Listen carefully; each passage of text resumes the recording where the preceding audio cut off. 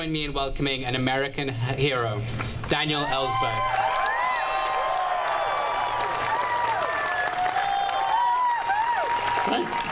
Thank you for being here. It's exhilarating to see a crowd like this on this issue.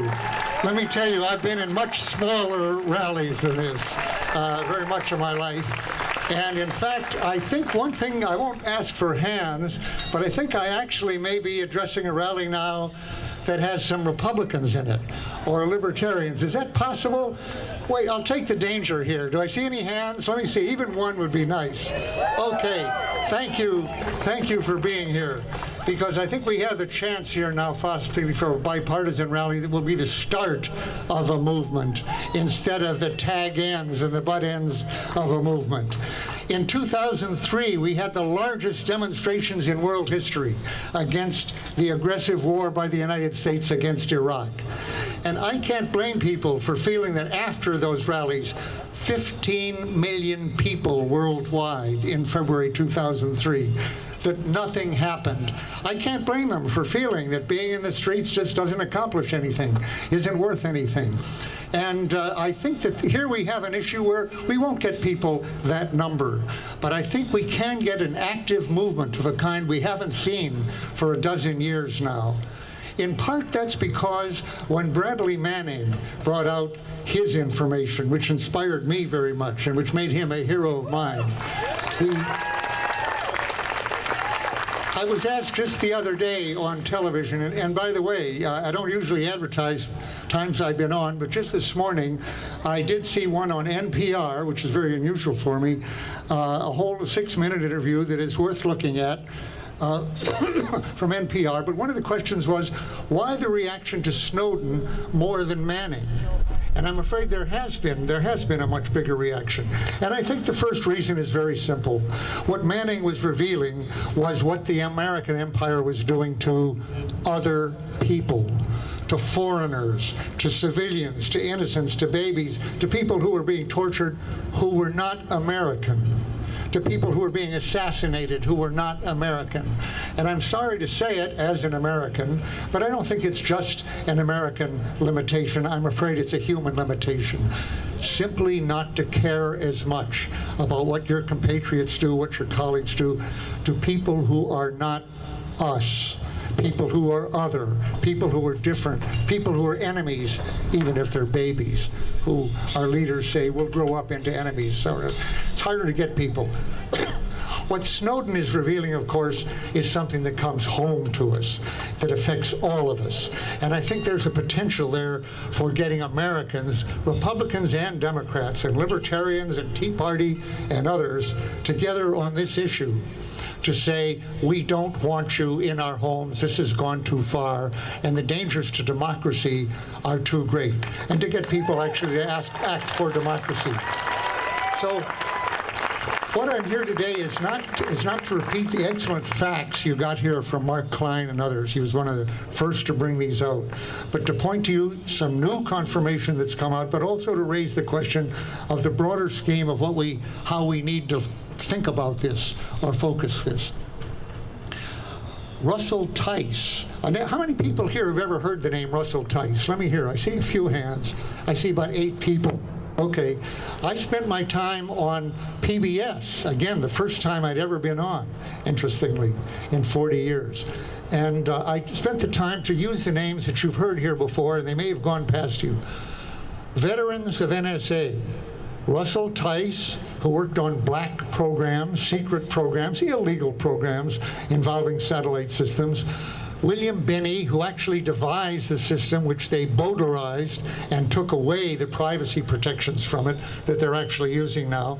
Tom Drake, who tried to blow the whistle on this, and Kirk Wiebe, who helped, again, those 4 people. Wiebe, Drake, Russell Tice, and who's the other one that I mentioned?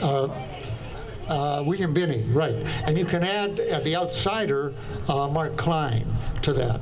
Okay, these people have all said, I, by the way, have been getting more credit than I have in 40 years, all of a sudden. Very positive attitude in the media for the first time, which I could lay back and coast on the grounds that Ellsberg did it right. Ellsberg is the good guy. Bradley Manning and Snowden are bad guys. They're very different. They're very different. Actually, I identify with them. I identify with their motives. I totally support. I think the differences between us, which do exist, are essentially irrelevant.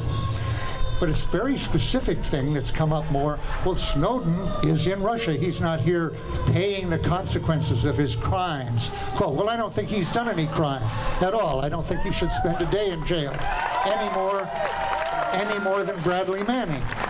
But if he were here, he would be exactly where Bradley Manning is now, incommunicado, possibly for years before his trial, no ability to take part in the debate on these issues, essentially being tortured by cruel, inhuman, and degrading punishment, which is in the form of solitary confinement. Of course, not confined to Bradley Manning. There are 80,000 people, I believe, in our solitary confinement right now. It is a form of torture for all of them, cruel and inhuman punishment. That would serve no one's purpose for him to be back here doing that. Now, the reason I mention Tice in particular is that he puts in 2 dots to be connected, which as yet, Snowden, I'm sure, knows the answer, but hasn't yet revealed the documents that make it clear. And Tice has been willing to say now, first on Sibel Edmonds' podcast, Boiling Frogs, but more recently on PBS, and that's the other reference I'll give you. Look up PBS NewsHour, Tice and Benny, and the full, not just what they put on the air, but the full interview, which they will give there, in which Tice says as follows. They both agree on the following. They are not just collecting metadata on every American, bad as that is. That does give them enormous power and blackmail power, but that's not what they're mainly doing. They are collecting, as Mark Klein put it, every word you say on email. It's being recorded. Is it being listened to in real time? As President Obama tells us, we're not listening to you. Kidding. To have one person listening to every 2 people on a phone line would take more people than he really has, even in NSA. No, he's TiVoing it. It's recording it all for later retrieval, along with all your credit card transactions, your whereabouts every minute of the day that you have an iPhone on you, etc. Do they have, quote, dossiers, as they deny? A dossier that was written out would be a room full of paper. No, they have just a little sugar cube of the kind that you can keep the whole Library of Congress in now when it comes to storage, and they can bring it all up when they want to. The other point that Tice makes is that when he was in the government, in NSA, in 2003, 2004, 2005, he had in his hands the full surveillance capability, surveillance action, phone calls of staff, home and office of Feinstein and Pelosi and Colin Powell, Secretary of State of the Secretary of State, and Justice Alito, which he held in his hands. Every Supreme Court justice being individually targeted, every member of the intelligence community being in intelligence committees being individually targeted, the people who control the budget and who are supposedly our oversight. Every journalist, every source, every news agency. These are things we don't yet have the documents on. We may, I hope, will get them. Should they be telling these under oath, such things to Feinstein is useless, but let's say to Wyden, Senator Wyden, Senator Udall, Russ Holt, for example, and should Mark Klein at last be able to talk to them directly? Yes. These are people who are already critical and who need every bit of information they can get. And they have not heard from these people inside NSA. So that's one thing, and Pelosi too, I will say. That's one thing we can demand that they do, that they open their ears, however strong their need not to know, so they can have denial plausibility. Oh, I didn't know this was happening. Make them accountable and responsible for what they're doing. Finally, a big thing that's brought between Bradley Manning and me, or Snowden and me, pardon me, is the motives. Are they whistleblowers? Well, of course they are whistleblowers. Are they traitors? Of course they are not traitors any more than I am, and I'm not. It's nice to hear. It's nice to hear that whistleblower is no longer synonymous with traitor as it was in my day, that it's become a good thing that you have to fight about who is a whistleblower or not. But even beyond that, did they do it the right way? And I noticed that even David Combs, Manning's lawyer, in getting rid of this lethal blow to the Fourth Amendment, aiding the enemy simply by going on the internet that can be read by whatever enemies we have, that would be the end of investigative journalism right there, to add a capital punishment sanction, life in prison without parole or death for every journalism who prints stuff from the that's classified from a source on the internet. That would close off investigative journalism right there. But the fact is that the prosecutions and the accusations themselves are extremely more than chilling. We're on the way to the death of democracy. We're not there yet. We don't have a police state, or I wouldn't be here. I would hope for you, all of us, be in detention at this point. That could easily be in our future. And after one more 9/11, for example, or a war with Iran, the lists that they've composed just by the metadata alone of our associations can put us all in camps very quickly, like the Japanese in World War II. But there is something yet to combat. We're not there yet. And for once, the attention of the American public has been achieved by the drama, in part, of Snowden's own resistance, his own ability to resist the attempts of the government to silence him and put him where Manning is. Now, Combs' lawyer, speaking to a military judge, had to sort of apologize for Manning and say he believed this, yes, he believed that, but understand he was young and naive. Now, what is it that he was naive about? And Combs is explicit. He was concerned about the people we were killing and torturing in Iraq. Innocent people that he knew were innocent. He was concerned. He cared. And Combs said, isn't that nice that a young person should have such a concern? Of course, we, know better than that. And he felt that he could make a difference. He felt that a better world was possible and that he could perhaps contribute to that. He felt that the U.S. could change, possibly. Well, obviously, this is all naive, but, not in itself evil intentioned. Well, I looked at that and I said, well, wait a minute. I'm naive in all those ways. That's my life here. And moreover, I think we're in a very bad course here. Not just America, but humans. When you look at climate and you look at the continuing possibility for nuclear winter that can extinguish our civilization with the weapons that Obama is leaving on alert right now and in Russia. We're in a very bad way. As Gorbachev said to his wife at one point, things can't go on like this. I would say it's naive, the conventional wisdom, which Combs was alluding to, which is the opposite of all those things, our sophisticated, experienced, mature, older beliefs that Tina, there is no alternative. Things are, if not the best of all possible worlds, the least bad of all possible worlds. We're the good guys, or if not always the good guys, the least bad guys compared to everybody. Individuals cannot make any change, so don't even think about it. A better world, a different world is not possible. So get with the project, go with it, get your salary, etc., and obey the leaders, take them for granted, and so forth. I think that way lies catastrophe.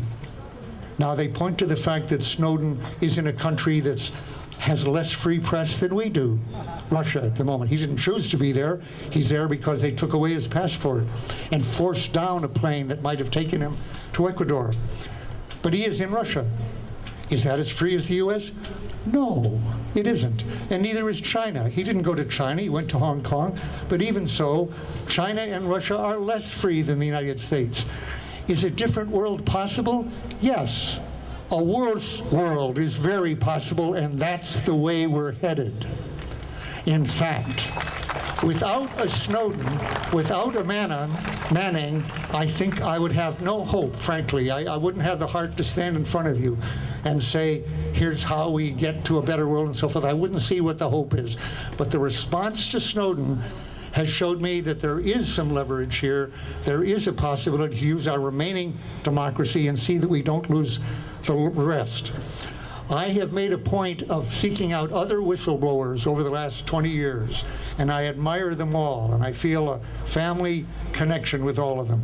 But 3 people I identify with very strongly. 2 others, Snowden and Manning, and I'm often linked with them, and there's a reason for that. The fact is we were all facing lifetime sentences. Snowden not yet, but he will, and possible assassination in his case.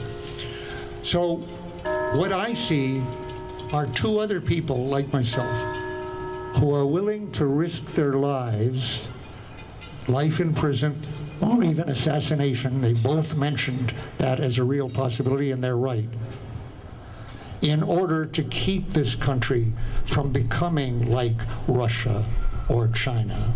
And to do that, they have to be in a country that can stand up to the U.S. and not hand them over to torture and incommunicado. And Russia turns out to be a place like that. Venezuela would be better, Ecuador, Bolivia would be better, but we won't let them get there. It's up to us to see whether we achieve what they have each said was their highest hope. Informed discussion, investigation by Congress, and that cannot be by Feinstein's Intelligence Committee or the intelligence committees. They are totally co-opted. They are totally instruments of the intelligence community and of secrecy. Can it be other members in Congress? Well, there were 205 the other day who voted against their own party's leadership, Republican and Democrat. The majority of Democrats voted against Nancy Pelosi's arm twisting on this issue. So for the first time, there is something to work with, and there is something that is worth your lives to try to hold on to and regain the democracy that we have with all its flaws and limitations. We can do better than the way our leaders are taking us, and Manning and Snowden are holding up the model. Thank you.